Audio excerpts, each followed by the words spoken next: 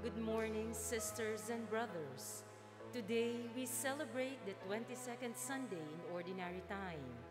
The Healing Eucharist Incorporated and the SVD Secretariat for Social Communications, in cooperation with ABS-CBN, Philippine Daily Inquirer, Pagoda Philippines Incorporated, RCBC Disarcartec, and Balikbayan Handicrafts, celebrate with you this Holy Mass.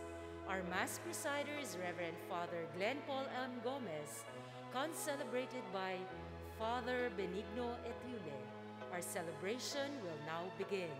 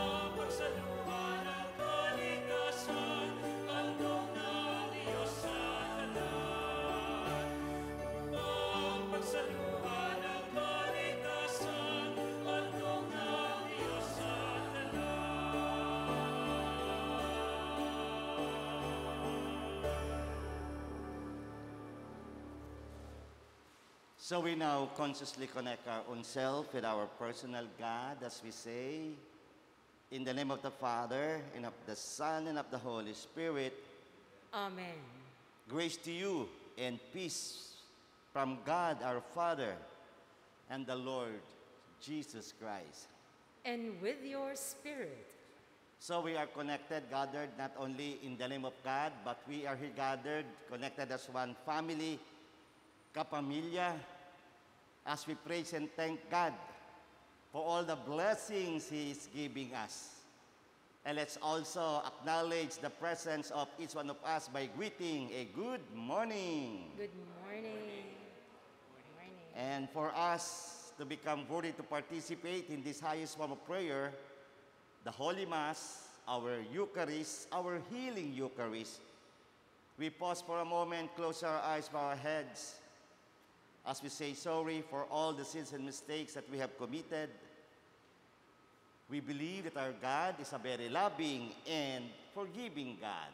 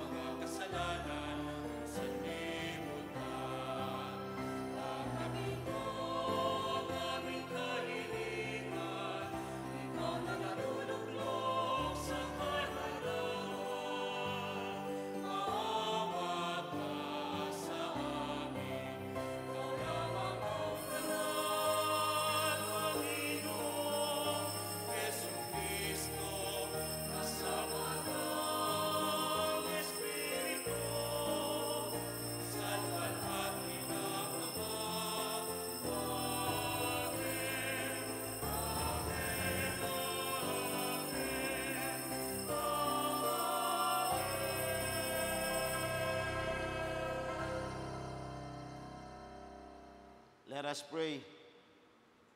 God of might, giver of every good gift, put into our hearts the love of your name,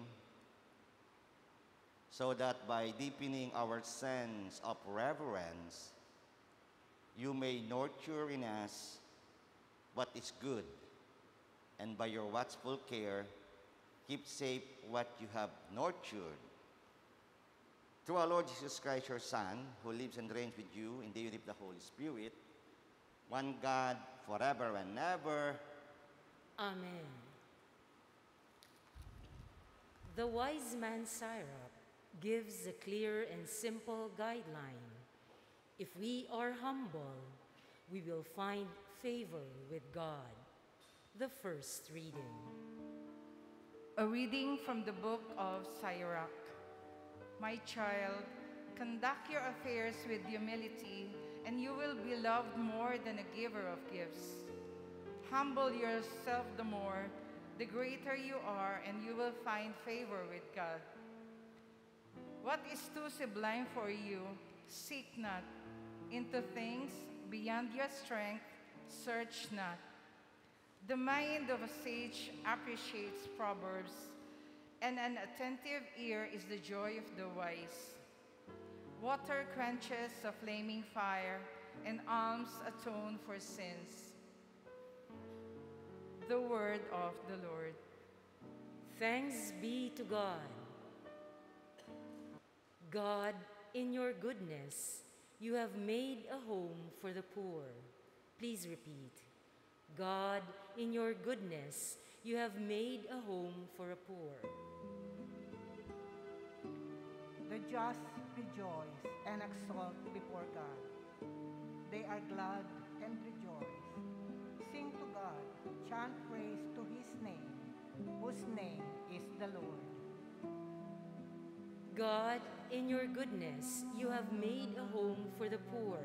The father of orphans and the defender of widows is God in his holy dwelling.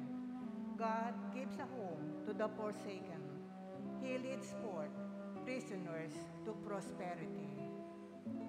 God, in your goodness, you have made a home for the poor. A bountiful rain you shower down, O God, upon your inheritance. You restored the land when it languished. Your flock settled in it. In your goodness, O God, you provided it for the needy. God, in your goodness, you have made a home for the poor. The Old Covenant was marked by terrifying epiphanies, so that the Israelites were filled with fear. In the New Covenant, Jesus draws us to God with confidence and love. The second reading. A reading from the letter to the Hebrews. Brothers and sisters, you have not approached that which could be touched, and a blazing fire and gloomy darkness, and storm, and a trumpet, blast, and a voice speaking words, that such that those who heard begged that no message be further addressed to them.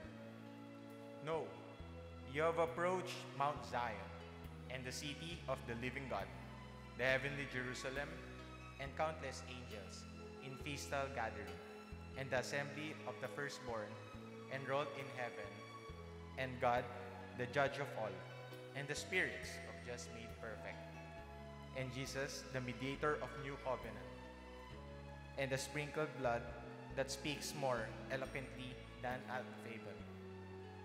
The word of the Lord. Thanks be to God. We honor the Holy Gospel.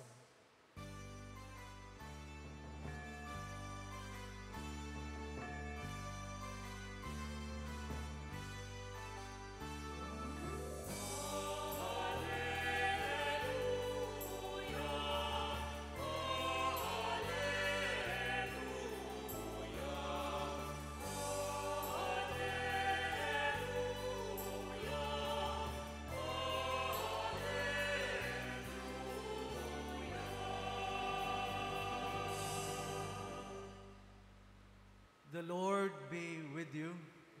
and with your spirit. A reading from the Holy Gospel according to Saint Luke. Glory to you, O Lord.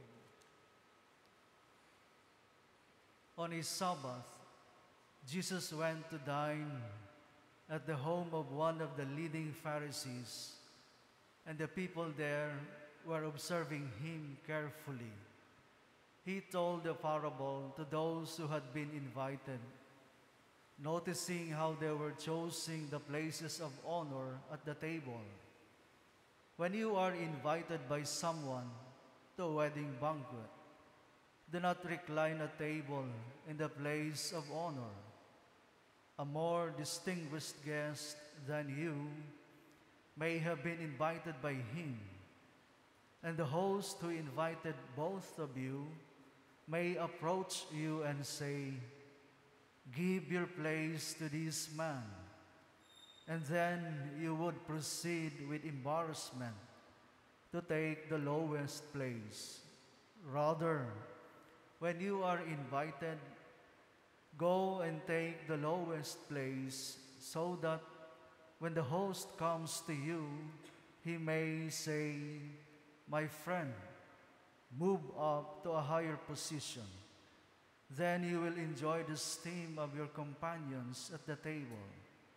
For everyone who exalts himself will be humbled, but the one who humbles himself will be exalted. Then he said to the host who invited him, "When you hold a lunch or a dinner, do not invite your friends or your brothers or your relatives or your wealthy neighbors, in case they may invite you back and you have repayment. Rather, when you hold a banquet, invite the poor, the crippled, the lame, the blind. Blessed indeed will you be because of their inability to repay you, for you will be repaid at the resurrection of the righteous." The Gospel of the Lord. Praise to you, Lord Jesus Christ.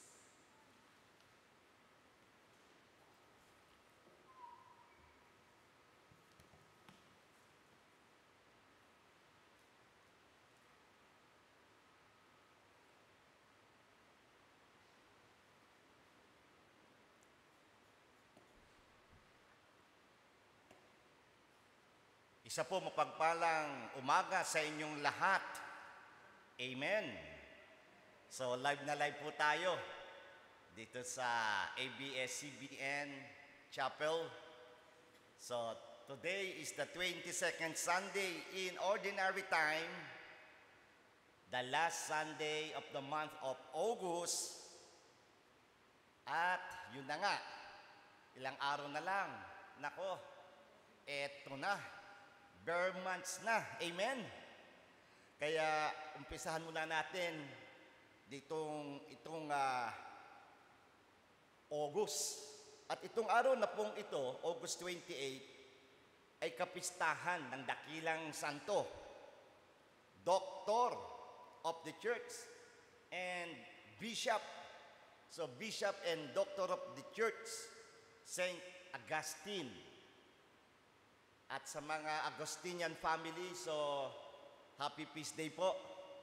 At lalong-lalo na dyan sa Oriental, Mindoro, meron po tayong minor seminary sa Calapan, SASMI, St. Augustine Minor Seminary, Calapan City. At dyan naman po sa Tagaytay, SASMA, St. Augustine Major Seminary, Tagaytay City, na marami na rin pong naging pari at naging obispo. Kaya muli, happy feast day po to the Agustinian family at sa lahat ng mga, ang patron saint ay Saint Augustine. At kahapon po naman, ikapistahan ng kanyang mama ng kanyang nanay. Sino yon? Saint Monica. At hindi po nanawa sa pagdasal. Kaya nagbago ang kanyang anak, iba ang paniniwala, matalino, medyo alam nyo pa, at talino na, siguro gwaping pa. No? Pero nagbago.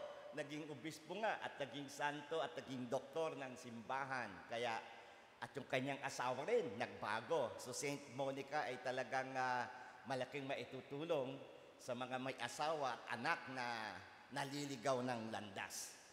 At kahapon po, isang araw, o kahapon nga siguro, 19th anniversary naman, where we belong to the Diocese of Cubao. Kaya nga, 19th canonical erection anniversary. So we greet all the clergy, parishioners, especially our own bishop. Kasama rin natin dito sa kapamilya, dito sa Healing Eucharist, the Most Reverend Bishop Honesto Onchoco Didi. Purihin po natin ang Panginoon, no? So ang dami po mga nagdiriwang ng anniversary. At nung isang araw, ang obispo po ng Province of Isabela, Diocese of Ilagan, niya siya ring namang administrator, bishop or apostolic administrator of Occidental Mindoro, Apostolic Vicariate of San Jose.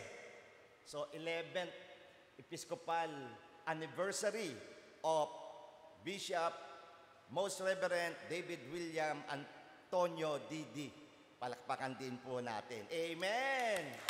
At ito naman sa mga mag-asawa. Nakailang taong na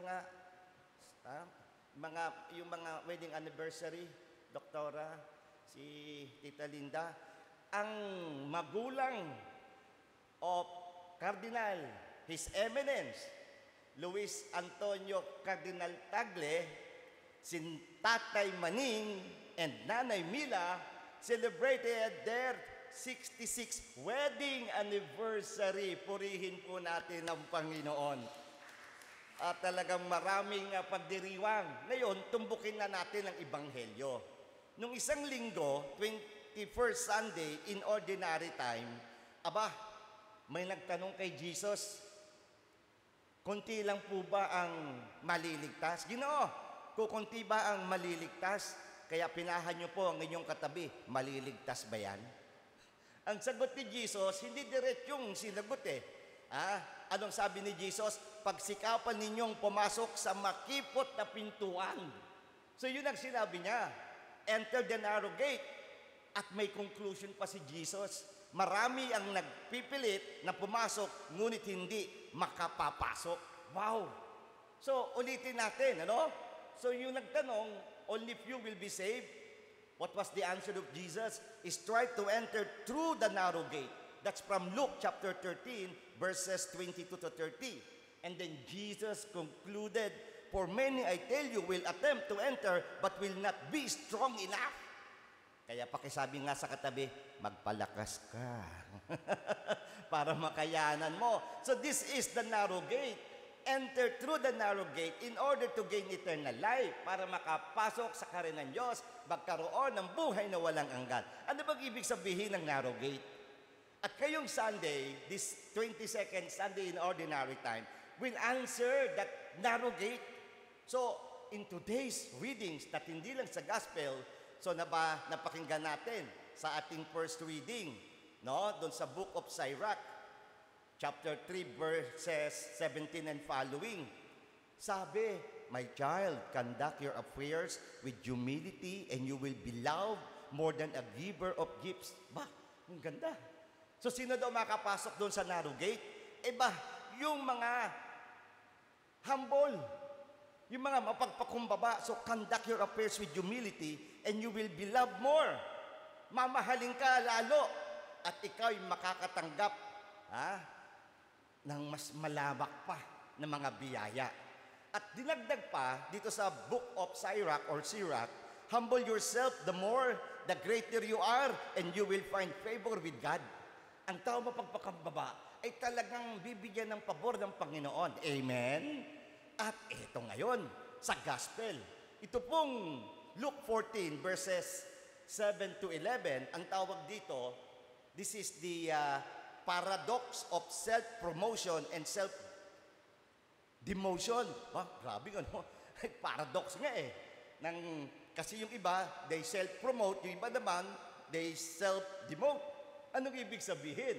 Kaya ang ganda sinabi ni Jesus, yung mga naggustong umangat kaagad, sabi ni Jesus doon sa parable, pag ikaw inimbitahan, wag ka kaagad uupo doon sa doon sa, alam mo na, sa presidential, baka may dumating na mas okay. Uy, alis ka nga, kakahiya naman. So, finally, ang sabi ni Jesus, for everyone who exalts himself will be humbled, but the one who humbles himself will be exalted. Isa na namang patotoo na ang sino mang inaangat ng palaging nag-good morning sa sarili ay bababa. At sino ang aangat ay yung na namang papagpakumbaba. Feel mo? Gets mo? So, napakaganda. Kaya ngayon, we'll take the narrow gate from that perspective. Sino makakapasok sa kaharian ng Diyos doon sa narrow gate? Di yung the narrow gate of humility. Ang ganda, no? So imagine, 2,000 plus years ago, Jesus already saw the problem of what? Self-entitlement and egoism. Sinasabi nga nila, yung millennials ngayon, meron niyang self-entitlement. So, hindi lang yan sa mga millennials, sa ating lahat yan. Sa tingin ko, sa lahat ng generation yan. Amen? Kasi gusto natin, di ba? Pag hindi ka nga napasalamatan, nagbigay ka, naku, saan nga na ng loob mo? Kala mo, magbibigay pa ako sa iyo. Hindi ko lang appreciate, di ba? Parang, kaya yun, at lalo na yung tinatawag natin pagkamakasarili. 2,000 plus years ago, nakita na ni Jesus yan. At yan nga ang malaking problema. Ano pa ang tawag yan? Mga self-absorption, narcissistic personality, arrogance. Ay, naku, alam ni Dr. Luz yan. Ano? Kaya nga, ano yung nangyayari ngayon sa mundo natin? What's happening now in the world? There is global disruption. Yes, there are natural calamities like this COVID-19, monkeypox, may dengue na naman, sa polio, ako sa Amerika. But many also are caused by this global disruption by man-made calamities. Bakit tayo naghihirap? Lalong-lalo na yung mga pinuno. Gusto maging hari. Hindi lang ng kanilang bansa, kundi sakupin ng ibang mundo. Ibang bansa, sakupin ng mundo. Ongoing yan. Saan? Ginagawa ni Putin and his army invading independent country of Ukraine. Kaya ang hirap, tapos may tension na naman between China and America, no? At yun na nga, independent country na sana ang Taiwan. Ang gusto naman ng China ay probinsya lang. Grabe. So with that, there is global problem, there is global disruption, kaya kulang na sa pagkain, sa energy, nagkakagulo ang mundo.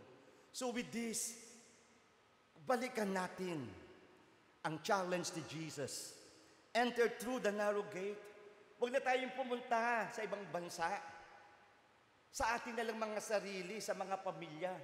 Ilan ang nagkakagulong, miyembro ng pamilya kasi ang gusto ng isa, ako at ako. Self-entitlement, egoism. But Jesus is reminding all of us, enter the narrow of gate of humility. Siguro yan, si Father Ambo, sa kanyang misyon dyan sa Batanes, kahit saan siguro tayong sulok ng mundo, tayo mga pari ang nilalapitan, di ba? Mga Father Ambo, no? Lahat ngayon lalo na yung emosyon sa pag-iisip. At sabi ko nga, ay puntahan nyo na si Dr. Luz, no, magpa-counsel na. So with that, let's not only listen, but again, look at the problem of the big ego. Ano yung ego? Ito yung lower self, selfish self, pero may tawag ng iba dito, another acronym, edging God out. Kapag nawala na ang Diyos, naging sentro na ang tao, nagugulo ang buhay. Amen? Feel mo? Gets mo? Kaya tayo dito sa ating healing Eucharist. That's why we preach the good news of Jesus. Because the good news tutulong sa atin. Go beyond, transcend, and be attached to God. At itong magandang kwento ngayon, may isang bata, genius, 11 years old, matatapos yun na yung kanyang college degree. Siya ay magiging astrophysicist na, 11 years old. 7 months pa lang nakapag ano na siya nakapag ABCD at grabe itong batang ito. Anak po siya ng isang pare ng Eastern Rite. Alam niyo yung mission niya at age 11? Bakit niya pinili maging astrophysicist? To prove to the hardcore scientists that there is God. There is existence. There is proving the existence of God. 11 years old, tuwang-tuwa ko, he was talking about the most elementary particle, the Higgs boson. Kasi sabi niya, itong nangyayari sa science, kung ano man yan, Big Bang man yan, Higgs boson man yan, ang sabi niya, na natutuwa ko, 11 years old. Ang sabi niya, kung mayroong umpisa ang mundo, kasi ang universe or multiverse is already, Sister Michelle, tama, ilang taon na, 13.8 billion years old. Ang sabi ng batang ito, kung yan ay may beginning, there must be creator. Ang galing ng batang ito, 11 years old, and ang kanyang mission is to prove the existence of God. And in the simplest way, at isabi ito sa mga hardcore scientists, at ganun siya, kapassionate sa kanyang mission. So with that, sana nga, ibalik natin ang Diyos. Kung nawawala ang Diyos, ibalik natin si Jesus, si Kristo, ang Diyos Ama sa ating buhay, sa ating isip, sa ating puso, at nawa lumabas ang Diyos sa ating mga kamay. This is a concrete challenge, how to enter through the narrow gate. At sana nga, pag may Diyos na tayo, may Jesus na tayo, at sinasabi ko to sa sarili ko, may banal na Espiritu na tayo, then we could be humble.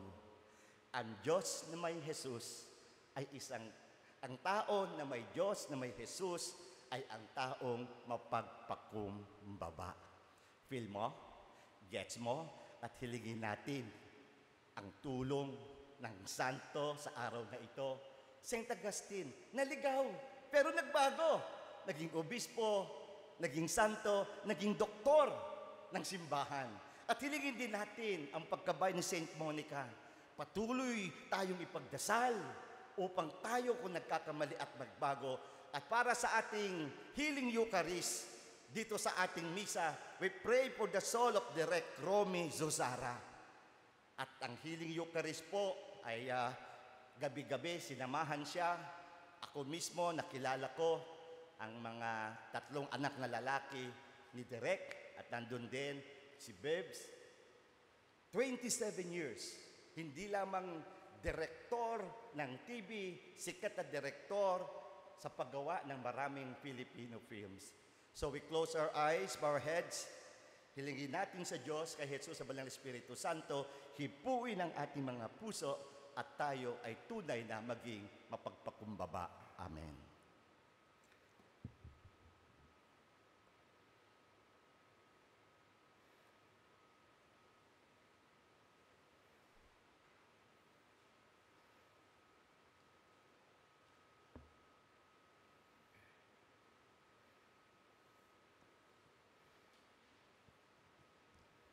I believe in one God, the Father Almighty, maker of heaven and earth, of all things visible and invisible. I believe in one Lord Jesus Christ, the only begotten Son of God, born of the Father before all ages, God from God, light from light, true God from true God, begotten, not made, consubstantial with the Father. Through him all things were made. For us men and for our salvation, he came down from heaven, and by the Holy Spirit was incarnate of the Virgin Mary and became man. For our sake he was crucified under Pontius Pilate. He suffered death and was buried, and rose again on the 3rd day, in accordance with the Scriptures. He ascended into heaven, and seated at the right hand of the Father. He will come again in glory to judge the living and the dead, and his kingdom will have no end. I believe in the Holy Spirit, the Lord, the giver of life, who proceeds from the Father and the Son, who with the Father and the Son is adored and glorified, who has spoken through the prophets. I believe in one holy, Catholic, and Apostolic Church. I confess one baptism for the forgiveness of sins, and I look forward to the resurrection of the dead and the life of the world to come. Amen.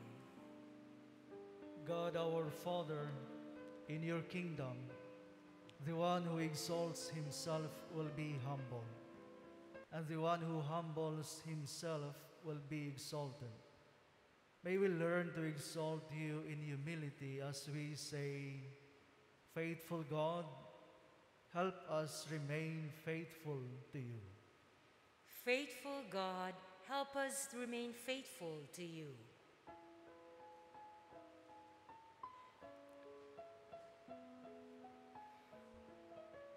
Make us your church. Remain humble as we shun the temptation of clericalism and ideology. Help us stay true only to the gospel. We pray. Faithful God, help us remain faithful to you. Make all those who govern compassionate enough to remember the plight of our poor and oppressed brethren. May they always be guided by the light of your truth. We pray. Faithful God, help us remain faithful to you. Steer us the desire to serve one another in humility, especially those of us who are lost, least, and last. We pray. Faithful God, help us remain faithful to you. Welcome our departed loved ones into your eternal embrace. Comfort those of us who are left mourning. We pray. Faithful God, help us remain faithful to you. For all missionaries who have left home, country, and family to proclaim the gospel to all nations, may the Lord protect them from all dangers, strengthen them in their loneliness, give joy to their communities, and fulfillment in their apostolate. May the Lord reward them in this life and in the life to come for their sacrifices and generosity for the kingdom. We pray. Faithful God, help us remain faithful to you. Let us pray for the urgent concerns of our community in our personal intentions. We pray. Faithful God, help us remain faithful to you. In a special way, let us remember in our prayers for the birthday of Sale, Miram Abigail Agustin, Esperanza Narag, Agustina Baligod, Wilfredo Saldua, for the 50th wedding anniversary of Ramon and Edna Atienza, for the Thanksgiving of Sunny and Charito Juan, Christian Matipo, Renato and Menchi de la Cruz, Martin Didios, Bosano family, Ang Kingi, Mirasol Ang, Jefferson and Janice C., all who passed the recent exam for guidance counselors, for the souls of Romy Susara, Nestor Didios Sr., Leslie Rabat, special intention of Tito and Elsa Avaricio, Rosario Bacani, Janet Bugayong, and for the healing of Greg Origenes, Nicholson Didios, and Tessie Dasa.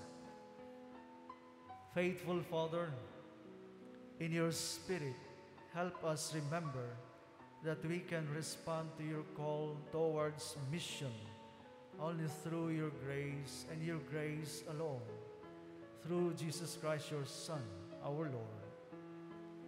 Amen. Amen.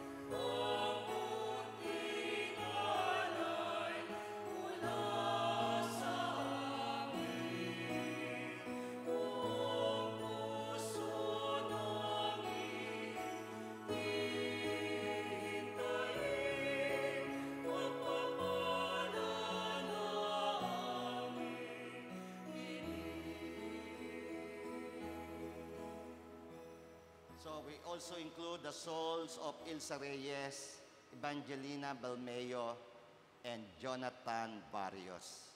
So pray now, my dear friends, that is our sacrifice and our unprecedented intentions may be acceptable to God, the Almighty Father. May the Lord accept this sacrifice at your hands for the praise and glory of his name, for our good and the good of his holy church. May this sacred offering, O Lord, confer on us always the blessing of salvation, that what it celebrates in mystery, it may accomplish in power, through Christ our Lord. Amen. The Lord be with you. And with your spirit, Lift up your hearts. we lift them up to the Lord. Let us give thanks to the Lord our God. It is right and just. It is truly right and just, our duty and salvation, always and everywhere to give you thanks, Lord, Holy Father, Almighty and eternal God. For you so loved the world that in your mercy you sent us the Redeemer to live like us in all things but sin, so that you might love in us what you love in your Son, by whose obedience we have been restored to those gifts of yours, that by sinning we have lost in disobedience. And so, Lord, with all the angels and saints, we too give you thanks as in exaltation we acclaim.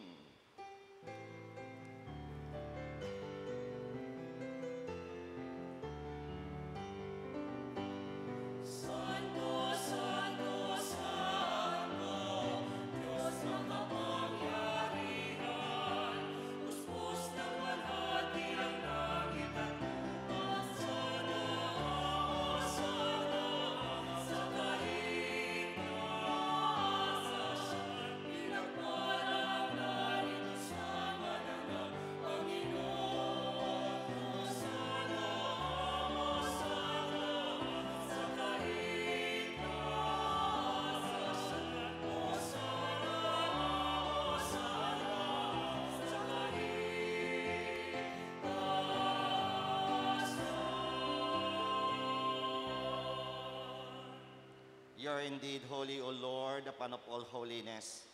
Make holy, therefore, these gifts, we pray, by sending down your Spirit upon them like the dew fall, so that they may become for us the body and blood of our Lord Jesus Christ.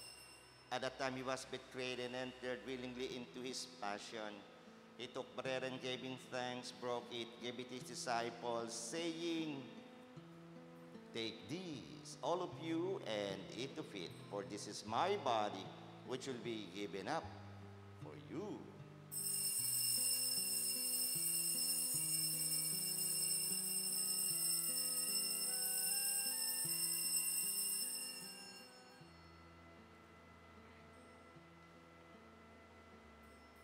In a similar way, when supper was ended, he took the chalice, and once more giving thanks, he gave it to his disciples, saying, "Take these, all of you, and drink from it. For this is the chalice of my blood, the blood of the new and eternal covenant, which we pour out for you and for many for the forgiveness of sins. Do this in memory of me."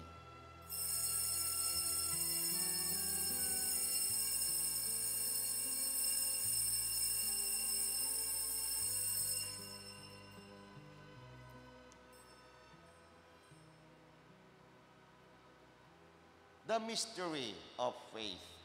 Save us, Savior of the world, for by your cross and resurrection you have set us free.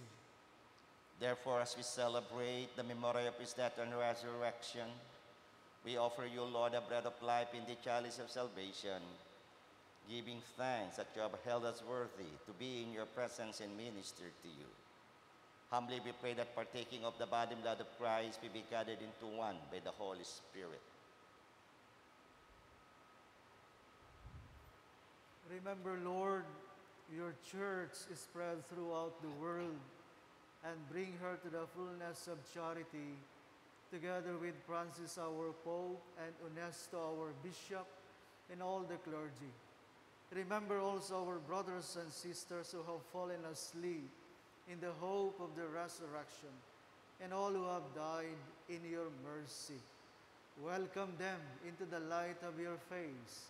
Have mercy on us all, we pray, that with the Blessed Virgin Mary, Mother of God, with Saint Joseph, with the blessed apostles and all the saints who have pleased you throughout the ages, we may merit to be co-heirs to eternal life, and may praise and glorify you through your Son, Jesus Christ.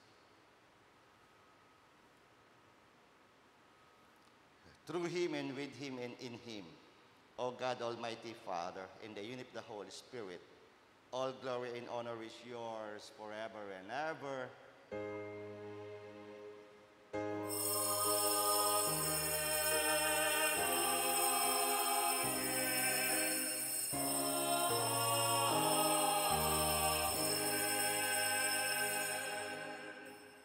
Ipakita natin sa ating Ama sa Langit, kay Jesus sa Banal na Espiritu, kung tayo ay may grasya na nagmumula sa kanila, sa Diyos natin, tayong lahat ay magiging mapagpakumbaba.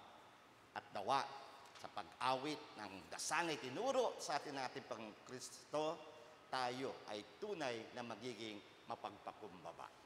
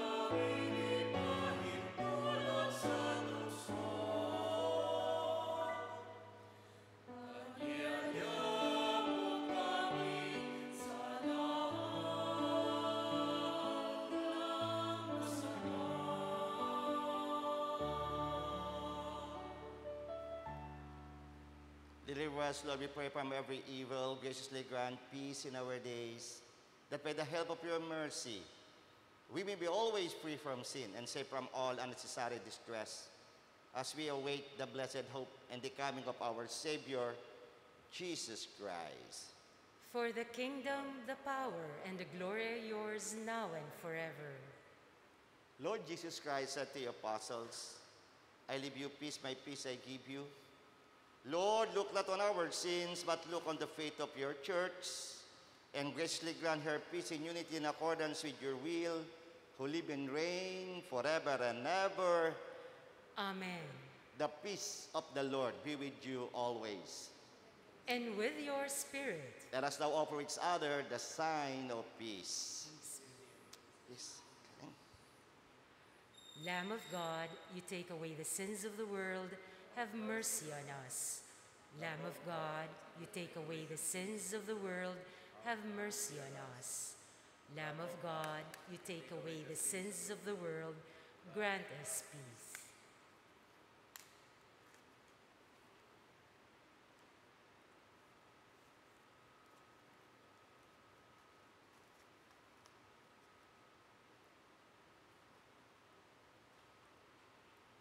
Behold, Jesus, our very humble Savior, the Lamb of God.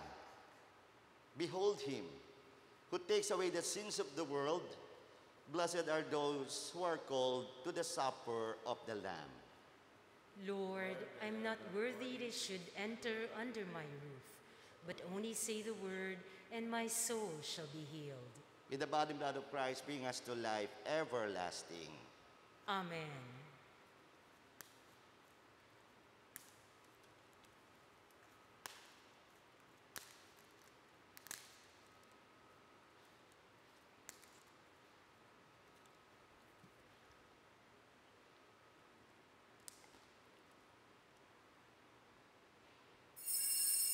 An act of spiritual communion.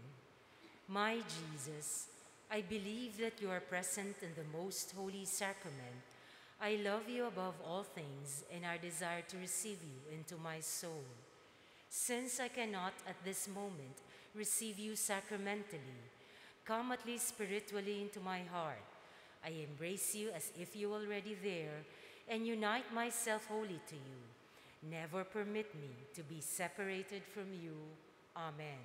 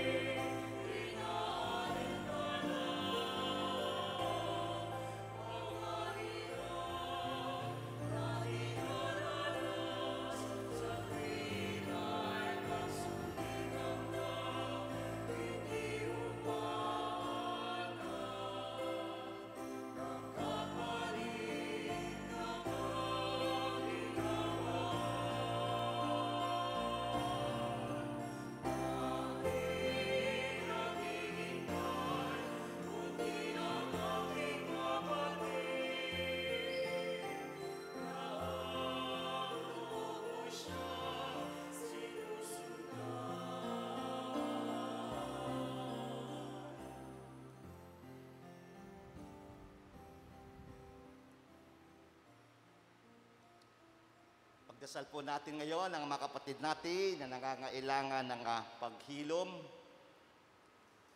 paghilom ng katawan, ng emosyon, ng isip, ng espiritu, ang paghilom ng relasyon sa loob ng pamilya, sa loob ng lipunan, ng bansa, at relasyon sa buong mundo. Paghilom ng sangkatauhan. Heavenly Father, Lord Jesus, God the Holy Spirit, you are the author of life and you are also the restorer of our health. So Lord, we lift up to you all our brothers and sisters that need healing. Touch them physically, emotionally, mentally, and above all, spiritually.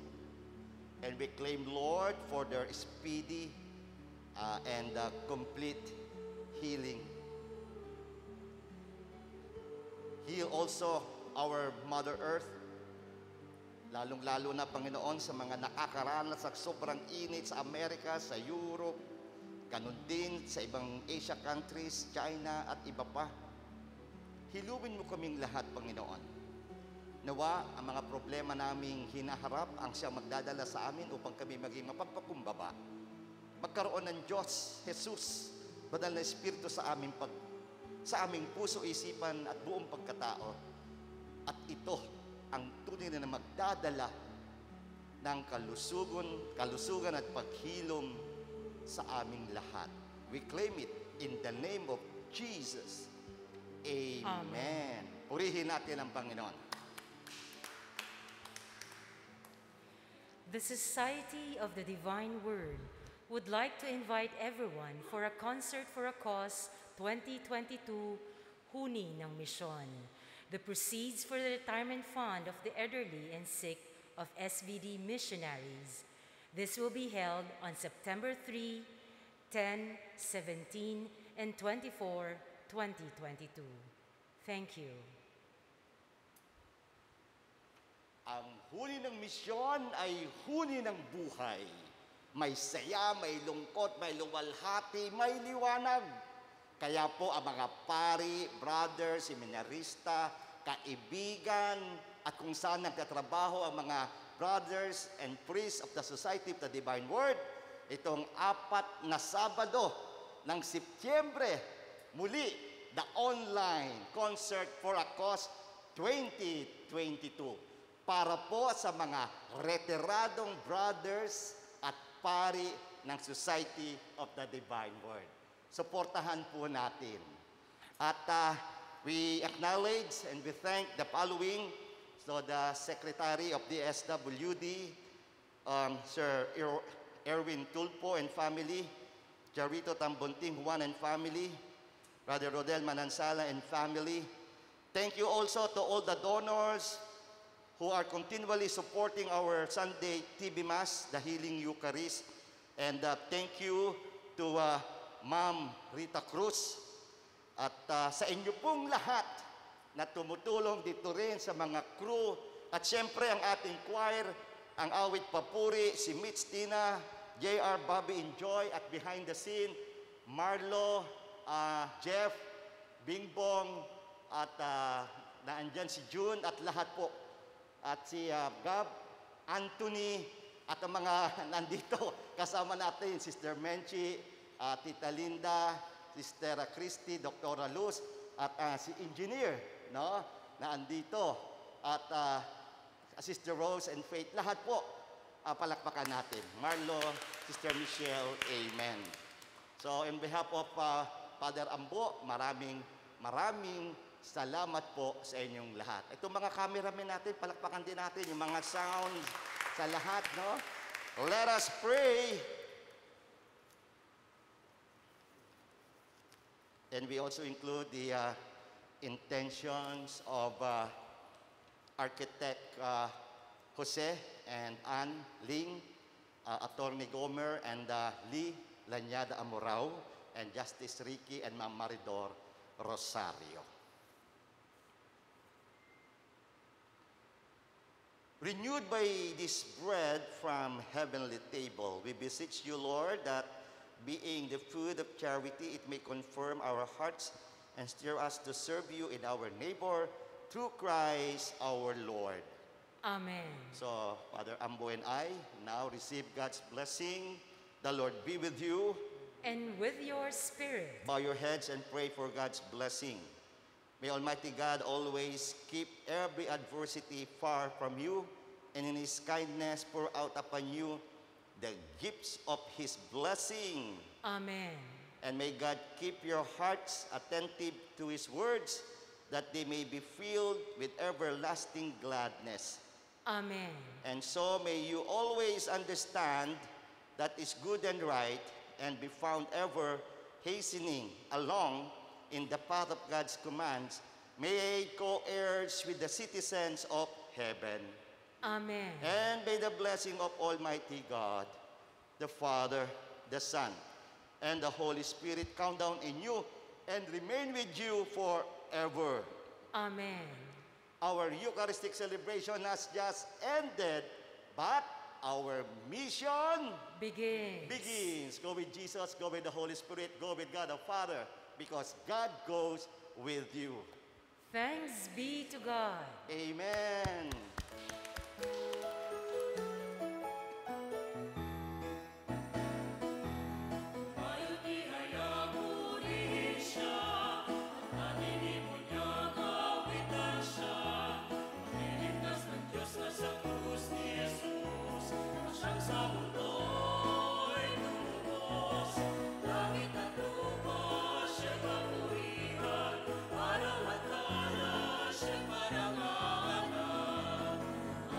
Ating